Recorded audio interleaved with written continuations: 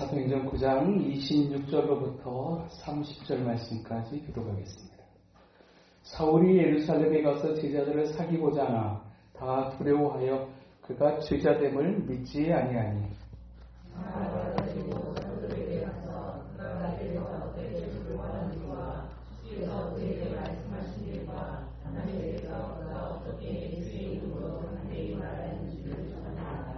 사울이 제자들과 함께 있어 예루살렘에 출입하며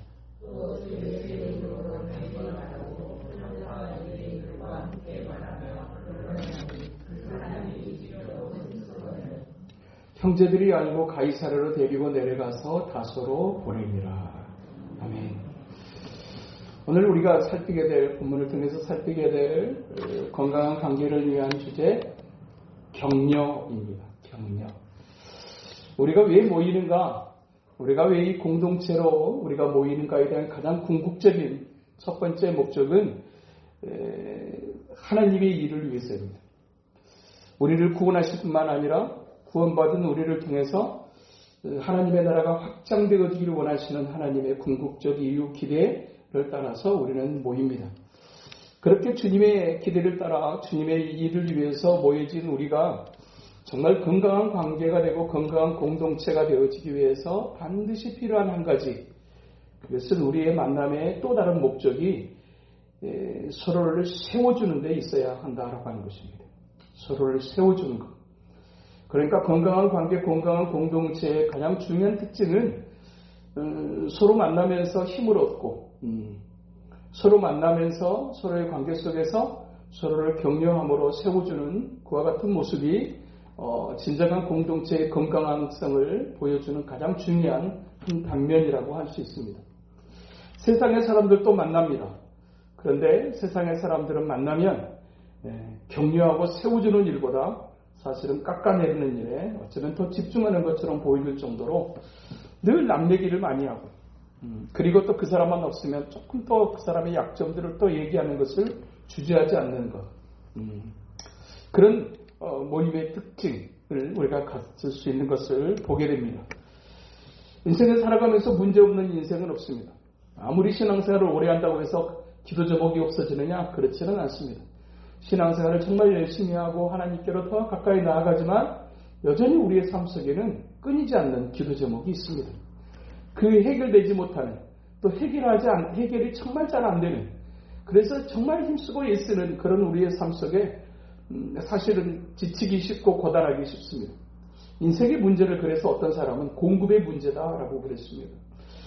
정말 늘 그렇게 주어진 인생의 문제 앞에서 늘 애를 쓰지만 그 애를 쓰는 그 애씀이 사실 우리가 가지고 있는 에너지의 한계가 존재한다라는 얘기입니다.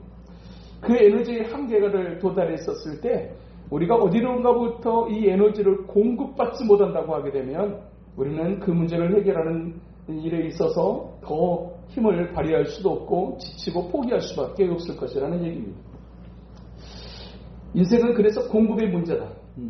하나님의 사람들에게도 역시 동일한 원리로 우리가 볼 수 있습니다. 하나님으로부터 우리가 은혜를 공급받지 못한다고 하면 사실 우리가 주어진 신앙의 길을 잘 달려가기가 참 어렵습니다.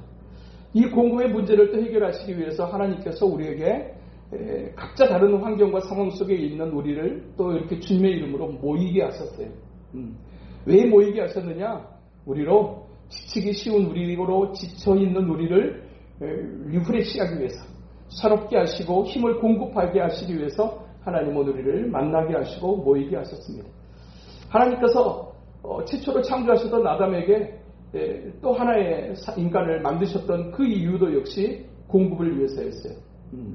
그래서 그 아담의 갈비뼈를 취해서 이제 사람을 만들 때 특별하게 다른 성향과 기질을 가지고 있는 여성을 만들므로 이제 그가 온전한 하나님의 뜻을 잘 이루어갈 수 있는 두 인격체로서 또 하나님의 나라와 하나님의 영광을 내서 살아갈 수 있도록 하나님이 그렇게 창조하셨어요. 그렇게 창조되어지는 하나님의 사람 하와를 향해서 돕는 배필이라고 그렇게 말씀하셨어요. 돕는 사람. 히브리어 성경에 보게 되면 에제르 게네드고라는 말로 그렇게 이 돕는 배필이라고 하는 단어를 번역을 했는데 이 에제르 게네그도라고 하는 이 단어의 근본적인 뜻은 생명을 주는 사람이라는 뜻입니다. 생명을 주는 사람. 그러니까 서로가 혼자 사는 것으로 절대로 온전할 수 없고 함께함으로 말미암아서 서로가 생명에 힘을 주고 공급을 함으로 말미암아서 온전하게 하나님의 뜻을 이루어가는 존재로 살아갈 수 있게 하셨다. 혼자 사는 것, 그것은 하나님이 보실 때 절대로 보기 좋은 게 아니다. 혼자 머무는 것, 독주하는 것이 좋지 않다고 말씀하셨어요. 혼자 사는 것이 하나님이 보시기에 좋지 않아요. 함께 살 때 하나님이 보시기에 좋았던 것이 될 수 있어요. 그러니까 신앙생활도 일상의 삶도 함께 해야 힘을 얻고 함께 해야 뭔가 동기부여도 일어나고 혼자 살면 지난 한 주간도 혼자 한 3일을 있어 봤더니 첫째로 말할 일이 없고 두 번째로 웃을 일이 없고 밥을 먹어도 그냥 먹습니다. 우리 사이가 지난 1년 동안에 이제 그 육아휴직을 했거든요. 1년 동안. 그래서 월요일부터 목요일까지 사위가 애를 봤어요. 그래서 이제 늘 이렇게 집에 이렇게 저희 집도 또 시댁에서도 이렇게 반찬을 이렇게 공급을 해줘요. 근데 한 번씩 가서 보게 되면 그 반찬이 그대로 있어요. 안 먹어요. 왜 안 먹은가 좀 목소 해도 그 반찬이 안 그래요. 근데 저도 3일 딱 있는데 반찬 다 해놓고 갔어요. 해놓고 갔는데 딱 한 가지로 먹었어요. 김치. 그리고 그냥 있는 그 곰국인가 사골국, 그 제일 무서워한다는 60대 남자들이 제일 무서워하는 그 곰국. 그 곰국 하나에다가 그냥 반찬 있는데 내놓기 싫어요. 그냥 김치 하나 딱 내서 김치 하나가 먹을 때는 가득 찼었거든요. 딱 제 아내가 딱 올 때 되니까 거의 떨어지고 없더라고. 딱 그 하나로 그냥 그렇게 살아요. 또 집사님들이 이제 뭐 잡초도 주시고 깍두기도 줬는데 깍두기 안 열어봤고요. 잡초는 저녁에 와서 제 아내가 이제 데워줘서 이제 같이 먹었어요. 딱 3일 있어 보니까 그 프로그램에 그 예능 프로그램에 있는 나 혼자 산다. 딱 나 혼자 산다가 그대로 되더라고요. 딱 밖에 나가 딱 들어오면 거실에 이불 널려져 있고, 그냥 책 그냥 널려져 있고, 그러다가 3일 만에 치워요. 제 아내 오기 직전에. 그렇지. 청소 한번 해놓고. 그냥 나 혼자 산다에 나오는 사람이 특별한 어떤 사람이 아니고 그냥 혼자 살면 다 그렇게 돼요. 밥 먹으면서 혼자 뭐 웃을 일이 있겠습니까? 혼자 밥 먹으면서 무슨 대단한 것을 만들어 먹겠습니까? 그냥 그렇게 살아요. 그런데 딱 제 아내 와가지고 밥 먹읍시다 하니까 반찬 가지수 달라지고, 그냥 같이 그냥 밥 먹으니까 막 말도 막 줄줄줄 하게 되고, 한 번 또 웃게 되고, 이렇게 돼요. 그러면서 사람이 말하면서 힘을 얻고, 말하면서 또 새롭게 또 이제 또 의욕도 가지게 되고, 그렇게 되어져 있습니다. 우리 공동체가 정말 꼭 이런 모습이었으면 좋겠다라고 싶은 아름다운 이상적인 모델 한 사람이 오늘 본문에 등장합니다. 그 사람의 이름을 바나바라라고 그렇게 합니다. 사도행전 4장에 처음으로 그 사람의 이름이 등장하게 되어지는데 그 사람의 본래 이름은 바나바가 아니고 요셉입니다. 그런데 그 사람을 성경에서 기록하게 될 때는 늘 바나바라는 표현으로 쓰여집니다. 이 바나바라는 이름은 누가 지어줬느냐? 사도행전 4장에 보니까 사도들이 지어진 이름이 바나바였습니다. 그 바나바의 이름의 뜻이 격려자입니다. 격려자. 그 사람의 이름이 요셉인데도 불구하고 그 사람을 아예 바나바라로 불러버릴 정도로 그 사람은 늘 격려하는 사람이었어요. 격려자라고 하는 뜻을 가지고 있는 이 바나바. 그 사람은 구브로 출신이에요. 그러니까 그 사람은 이 구브로 출신이다 그러면 굉장히 부자 동네에서 온 사람이라는 이미지가 있습니다. 실질적으로 물질적인 측면에서도 굉장히 풍요로웠던 사람, 그 사람이 바나바였어요. 그런데 그 사람이 그렇게 많은 돈을 가지고 있으면 사실은 누군가로부터 섬김받기를 원하지 막 섬기는 삶을 그렇게 살아가진 않아요. 세상에 돈이 힘이더라고요. 돈을 가지게 되면 뭔가를 많이 가게 되면 사람의 목이 뻣뻣해지기 쉬워요.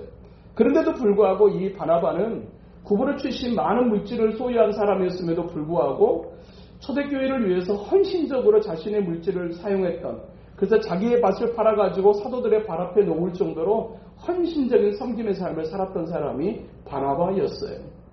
얼마나 잘 섬기고 얼마나 잘 격려했길래 도대체 이 사람을 그냥 아예 성경에서는 그냥 요셉이라고 하는 이름을 제쳐주고 바나바라고 그렇게 기록했을까요? 그 사람의 삶의 경향이 정말 그런 사람이었기 때문이었을까요? 특별하게 격려자로서 한 사람을 세워가는 데 있어서 정말 결정적인 역할을 했던 사람, 특별하게 신약의 시대를 이끌어가는 가장 위대한 사도였던 사도 바울을 세웠던 가장 중요한 한 사람이 오늘 본문에 등장하는 바나바였어요. 우리가 잘 알듯이 바울이라고 하는 이름을 가진 이 청년은 굉장히 급진적 경향을 가지고 있고 굉장히 담즙질적 사람이어서 굉장히 철저한 사람이었어요. 자기가 생각하게 될 때 아니라고 하는 것을 결코 타협하지 않고 자기가 옳다고 생각하게 되면 물불을 가리지 않는 사람, 그 사람이 바로 이 사울이라고 하는 원래 이름, 그리고 나중에 바뀐 이름 바울이라고 하는 사람이었어요. 그래서 다메섹으로 있는 그리스도인을 잡으러 가는 일에 또 역시 군사들을 이끌고 다메섹에 예수 믿는 사람들이 있다더라고 하는 소식을 듣고 이제 첩보영장 가지고 그렇게 달려가다가 예수님을 만났던 사람. 그렇게 급진적이고 물불을 가리지 않았던 사람, 특별하게 예수를 믿는 사람들을 잡아 가두는 일에 혈안이 되어져 있던 사람이 다메섹 도상에서 예수를 만나서 변화가 되어지고 예수를 만나서 이제 사명을 받고 이제 하나님의 거룩한 일을 감당하려고 하게 될 때 아무도 그 사람을 믿어주지 않았어요. 아무도 믿어주지 않을 때 유일하게 그 사람을 믿어주었던 사람, 그 사람이 바로 바나바였어요. 다른 사람들이 전부 다 거칠게 대해야 합니다.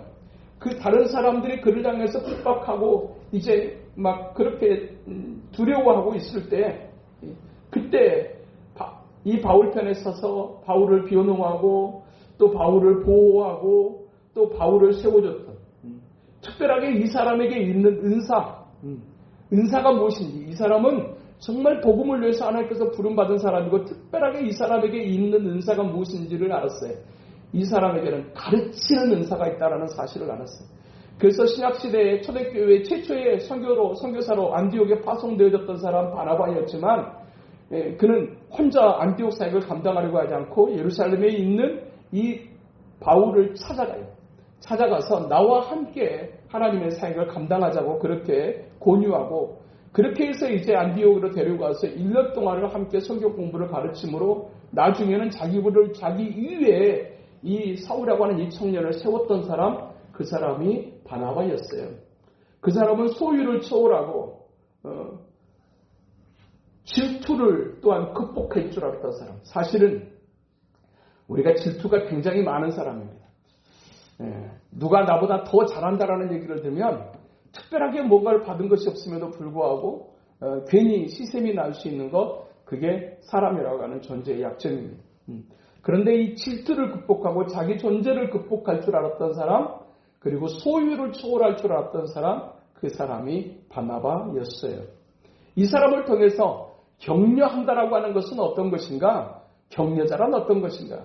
격려에 대한 정의를 우리가 몇 가지 보게 되는데, 격려한다라고 하는 것은 칭찬하는 것이다. 우리가 어떻게 하면 격려하는 사람, 격려자가 될 수 있을까를 얘기하게 될 때, 우리가 가장 그런 사람이 되고 싶다고 하면 무엇에 능한 사람이 되기를 원해야 되느냐면 칭찬에 능한 사람이 되죠. 누구에게나 약점은 존재합니다. 완벽한 사람은 없습니다. 장점도 있고 단점도 있습니다. 그런데 이 사람은 어디다가 늘 초점을 맞출 줄 아는 사람이냐면 그 사람이 가지고 있는 단점이 아니라 그 사람이 가지고 있는 장점에다가 초점을 맞출 줄 알았던 사람. 그 사람이 했던 일에 대해서 그것을 잊지 않고 늘 되뇌일 줄 알았던 사람. 사실 우리가 굉장히 칭찬에 익숙한 사람들 같지만 그렇지 않아요.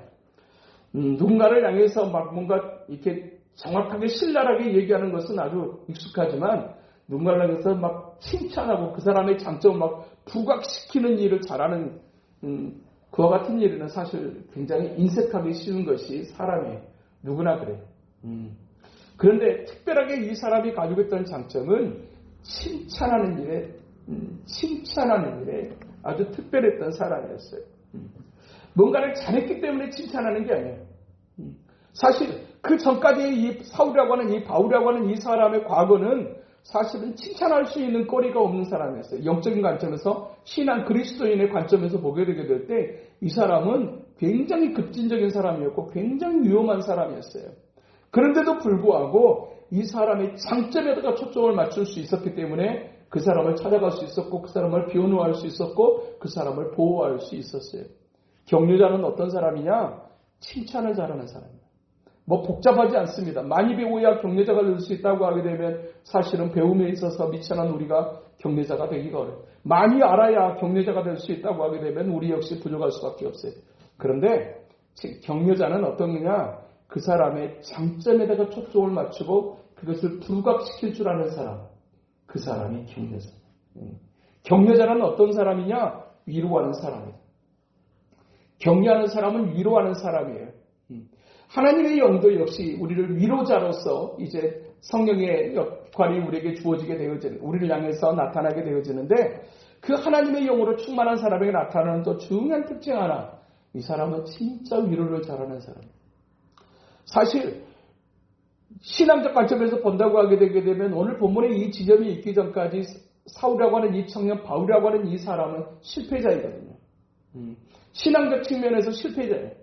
그런데도 불구하고 이 사람을 위로하는 일에, 그래서 그 사람을 변호하고 그 사람이 누군가가 내 편이 되어준다라고 하는 것처럼 힘이 되는 일이 어디 있겠습니까? 아무도 바울이라고 하는 이 사람을 믿어주지 않았어요. 믿지 않았다고 해요. 26절에도 기록하듯이 사귀고자 하나 다 두려워하여 그가 죄자됨을 믿지 않아요. 아무도 믿어주지 않을 때 나를 믿어줬던 사람이 누구였느냐? 바나바였어요. 인생이 참 외롭습니다. 그럴 때. 그런데 그때 내 편이 되어주는 한 사람이 있다고 하는 것은 얼마나 고맙고 얼마나 감사한 일인지 알 수 없어요. 그래서 어쩌면 바울의 인생 속에 정말로 절대로 잊을 수 없는 한 사람이 있다면 저는 그 사람이 바나바가 아닐까라는 생각을 하는 것입니다. 그 이후에도 수없이 많은 사람을 만났고 수없이 많은 사람들과 동역을 했어요. 그럼에도 불구하고 바울의 인생 전체를 놓고 봤었을 때 한 사람, 정말 소중하고 정말 고마웠던 한 사람을 꼽으라면 어쩌면 바울은 그 사람은 바나바입니다. 라고 말하지 않을까라는 생각을 하는 것입니다. 격려한다라고 하는 것은 어떤 것인가? 그것을 격려한다라고 하는 것은 용기를 불어넣어주는 일입니다. 용기를 불어넣는 것. 사실 이 격려한다라고 하는 말이 encouragement라는 단어로 이제 영어 번역으로 할 수 있어요. encouragement라고 하는 이 말이 in이라고 하는 이 n이라고 하는 이 무엇 안에라고 하는 뜻과 encouragement, 그 encouragement라고 하는 단어의 뜻이 용기거든요. 그 사람 안에 용기를 불어넣는 주는 사람, 그것을 넣어주는 것, 그것을 encouragement, 격려라고 얘기를 해요. 한 사람의 격려, 내가 격려자라고 서고 싶다고 하게 될 때 그것은 누군가로부터 내가 용기를 그래서 히브리서 10장에 보게 되게 되면 서로 돌아보아 사랑과 선행을 격려하라고 말씀하세요. 서로 돌아보아라. 그러면서 해야 될 일이 뭐냐? 사랑과 선행을 격려하십시오. 라고 그렇게 서기오들에게 가르칩니다. 여기서 격려라고 하는 이 단어를 살피게 되게 되면 자극하다, 분발시키다라는 뜻을 가지고 있어요.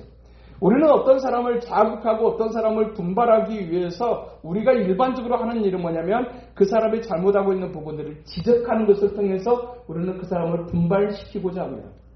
그 사람이 가지고 있는 약점을 지적함으로 말미암아서 그 사람을 자극하고 그 사람을 분발하게끔 합니다. 이것이 일반적으로 이제 분발하게 하는 사람들의 방법이에요. 그런데 성경적인 방법은 어떤 것인가? 그 사람의 약점, 그 사람의 실패를 가지고 자극해가지고 분발시키는 것이 아니고 격려함으로, 격려라고 하는 이 단어의 뜻이 자극하다, 분발시키다예요. 이게 성경적인 자극 방법이 뭐냐? 격려예요. 성경적인 분발하게 하고 싶다라고 하게 될 때 성경적인 방법이 뭐냐? 그것이 격려라고 말씀하세요. 우리의 자녀들이 정말로 좀 한번 조금 깨웠으면 좋겠고 좀 분발했으면 좋겠다고 하게 될 때 우리가 너 왜 그 모양이냐? 너 왜 그렇게밖에 못해? 너 어쩌다 어쨌지? 라고 할 일이 아니라 그 사람의 그 모습을 이 분명하게 이제 지적할 만한 부분이 있음에도 불구하고 격려에다가 초점을 맞춰주는 것. 위로의 측면으로 바라보고 그 사람이 가지고 있는 장점을 부각시키는 것. 그것이 진정한 격려자의 태도인 것을, 성경적 태도인 것을 오늘 우리에게 말씀해주고 있어요. 오늘 또 우리가 이제 마지막으로 오늘 본문 살피게 될 격려의 원리. 사실 사람은 누구나 다 실수합니다. 누구나 때로는 다 실패합니다. 그런데 격려하려고 하게 될 때 우리가 어떻게 하면 격려할 수 있는, 사실은 격려하는 일이 그렇게 쉽지 않은 것은 우리가 늘 자주 실수하는 사람이기 때문이에요. 늘 자주 실수해요. 좀 잘하는가 싶으면 또 그냥 또 넘어져 있고, 잘하는가 싶으면 또 좀 그냥 이상해져 있는 그런 모습들을 가진 것이 사실은 우리의 모습이에요. 그런데도 불구하고 어떻게 그 사람을 격려하는 일을 하면, 뭘 잘해야 격려를 해주죠 라고 얘기해요. 사람들의 일반적인 격려의 방식은 그 사람의 과거의 행적을 통해서 격려를 근거로 해서 격려하고자 해요. 그렇지만 성경이 가르치는 근본적인 격려의 원리는 뭐냐면 그 사람의 변하지 않는 상태를 인하여 격려할 수 있어야 된다. 무슨 얘기냐면 그 사람이 실수하고 실패했음에도 불구하고 그 사람이 가지고 있는 변하지 않는 가치, 변하지 않는 상태, 그것은 하나님의 백성이요 하나님의 자녀입니다. 내가 실수했어도, 내가 실패했어도, 내가 커다란 일을, 잘못된 일을 치렀어도 그럼에도 변하지 않는 우리의 영적인 신분의 상태, 하나님의 자녀, 하나님의 백성. 이 근본적인 상태를 인해서 우리가 그 사람을 거기다 초점을 맞추고 격려할 수 있어야 된다라는 이야기입니다. 또 한 가지로 우리가 격려하기 위해서 격려하는 격려의 원리, 그 사람의 과거에 대해서 이야기하게 될 때 분명하게 두 가지가 존재해요. 하나는 그 사람의 실수, 실패, 그 사람의 단점, 그 사람의 약점의 과거가 있어요. 그런가 하면 그것만 있는 과거는 없어요.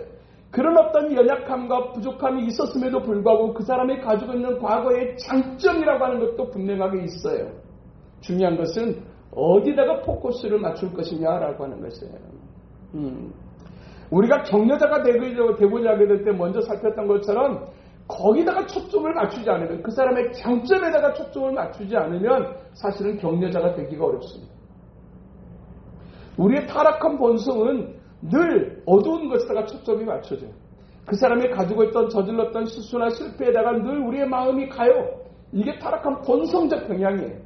그럼에도 불구하고 하나님의 영은 격려하시는 영, 위로하시는 영이어서 하나님의 은혜를 경험하게 되면 그 사람의 과거가 분명하게 부끄럽고 어두운 과거가 있음에도 불구하고 하나님의 성령은 그 사람의 과거가 아니라 그 사람의 과거에 속에서 행했던 잘했던 점에 대해서 초점을 맞추고 거기다가 초점을 맞추도록 하나님의 성령은 은혜 받은 사람에게 역사하시는 하나님이시죠.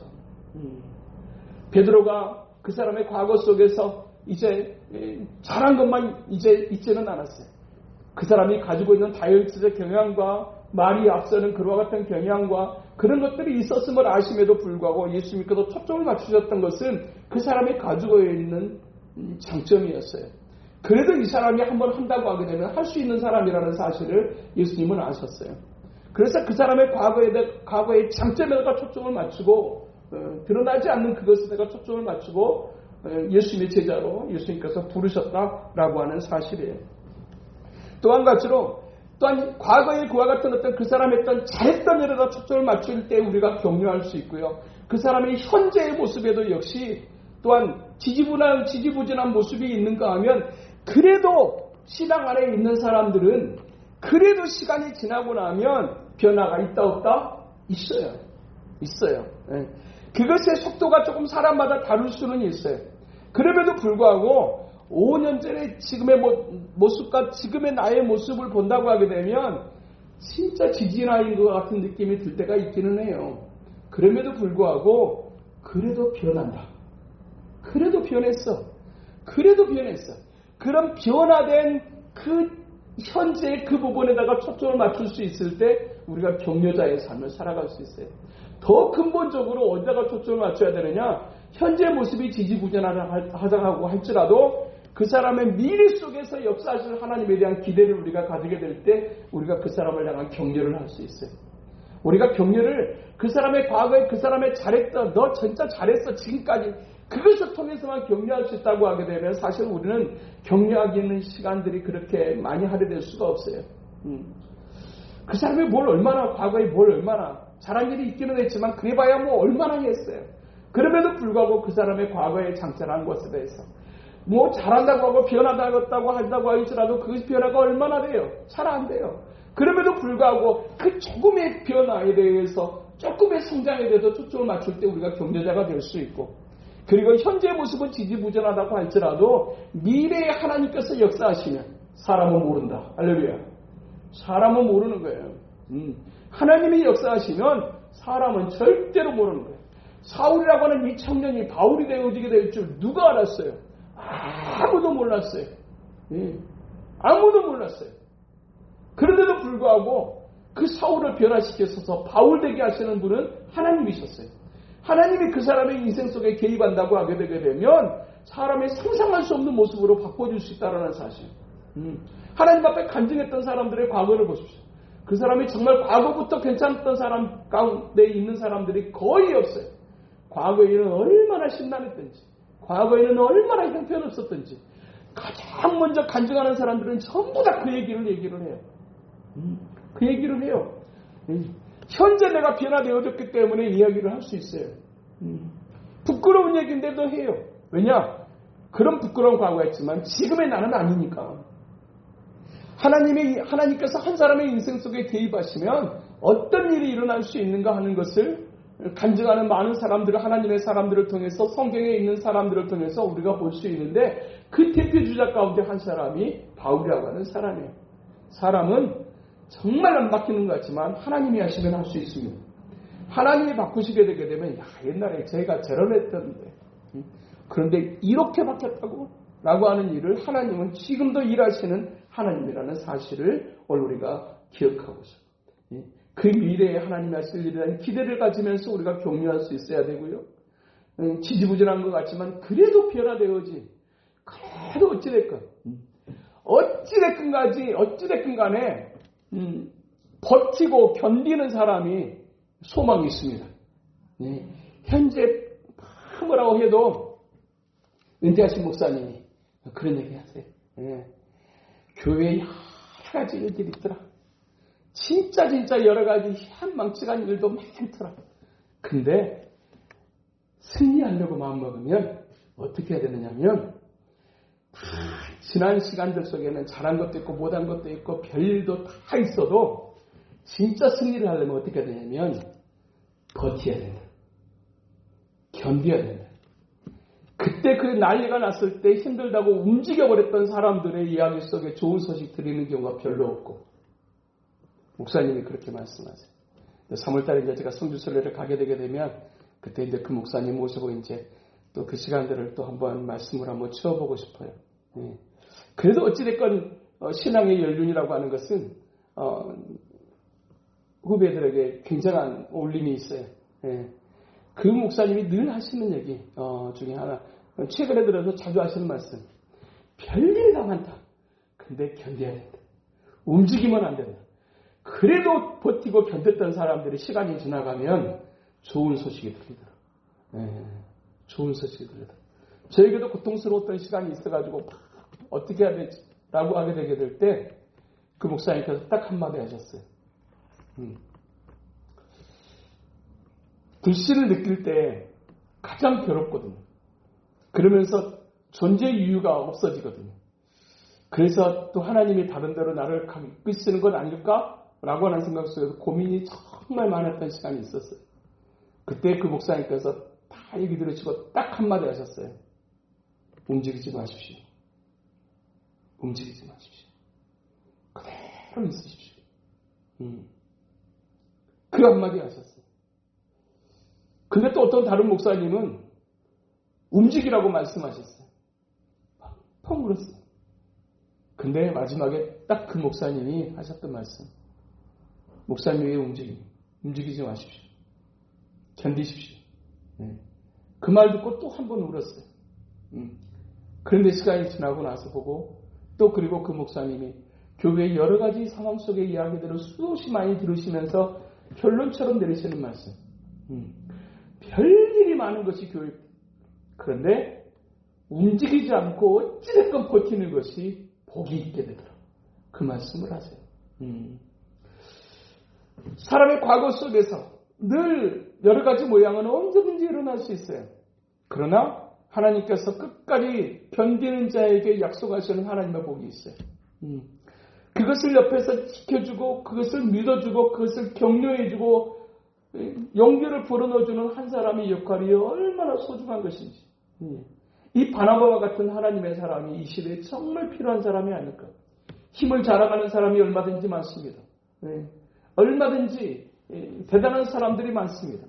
그런데 진짜 이 시대에 필요한 한 사람, 그것은 바로 격려할 줄 아는 사람. 건강한 공동체, 건강한 관계가 되어지기 위해서 단점 찾고 그것은 누구나 할 수 있어요. 우리의 타락한 본성을 따라서 제일 잘할 수 있는 것이 그 사람의 약점 잡는 거예요. 그 사람의 단점 얘기하는 것, 그것은 누구나 할 수 있어요. 왜냐? 우리가 원래 그런 사람들이거든. 그 부분에 있어서만큼은 아주 능숙한 사람. 그냥 스쳐 지나가도 단점은 보인다.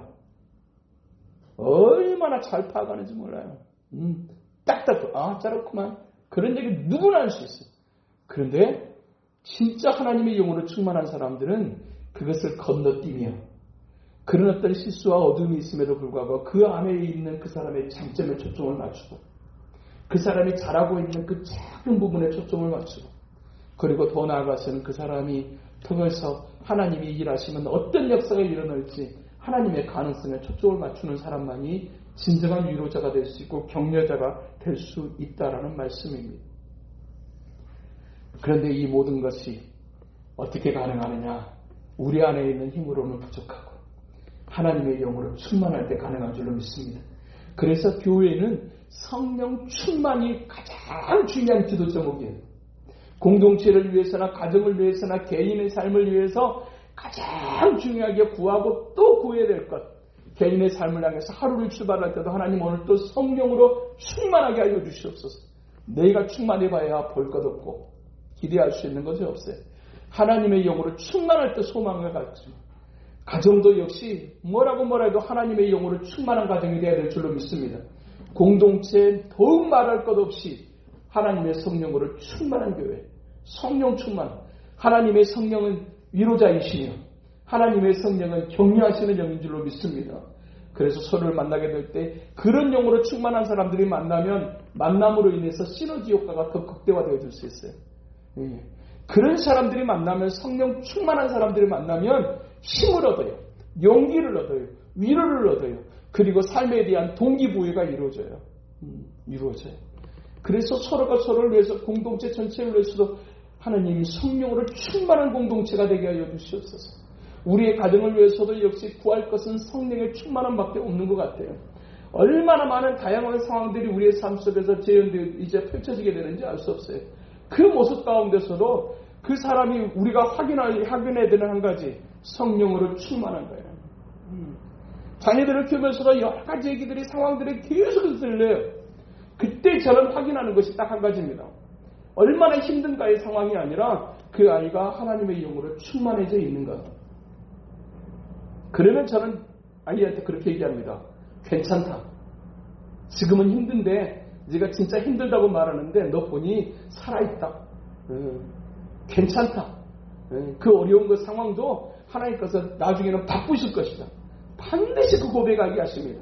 그때 그렇게 힘들었는데 그 시간들을 잘 견디고 나니까 하나님께서 이렇게 하셨어요 라는 얘기들을 항상 들을 수 있었어요. 하나님의 영은 그렇게 격려하시는 영이고 또 위로하시는 영입니다. 우리 공동체가 그런 공동체 되어줄 수 있기를 원합니다. 하나님이 기뻐하시는 건강한 관계, 그것은 그 사람의 약점, 그 사람의 단점, 그 사람의 어떤 그런 신랄한 어떤 그런 분석이 아니고 그 사람 안에 있는 긍정에다가 초점을 맞추고 그 사람이 가지고 있는 장점에 초점을 맞추고 그 사람을 통해 사실 하나님의 가능성에 초점을 맞추고 그렇게 하나님께서 일해 가실래 그 하나님의 영이신 것을 기억하고 하나님 앞에서 정말 하나님이 기뻐하시는 거룩한 공동체와 건강한 관계를 위해서 서로 격려하는 일에 힘쓰고 격려하는 일을 정말 잘해서 그 사람의 이름이 요셉인데 사람 사도들이 바나바 온다 라고 얘기할 정도로 그 사람의 별명이 그렇게 격려자가 되어지는 거룩한 은혜 그런 은혜로 가득한 우리 공동체, 우리 한 사람 한 사람이 될 수 있게 되기를 주님의 이름으로 축복합니다. 그러가신 하나님 아버지 감사합니다. 참으로 고단한 인생을 살아가고 기도 제목이 끊이지 않는 인생을 살아갑니다. 그러기에 때로는 늘 지치고 때로는 이제 소진하고 곤고할 수밖에 없는 우리의 인생입니다.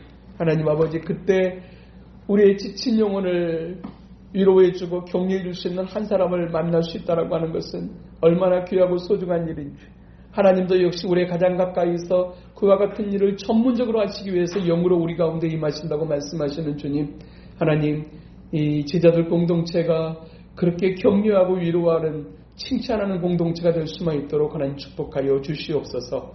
예수님 이름으로 기도하옵나이다. 아멘.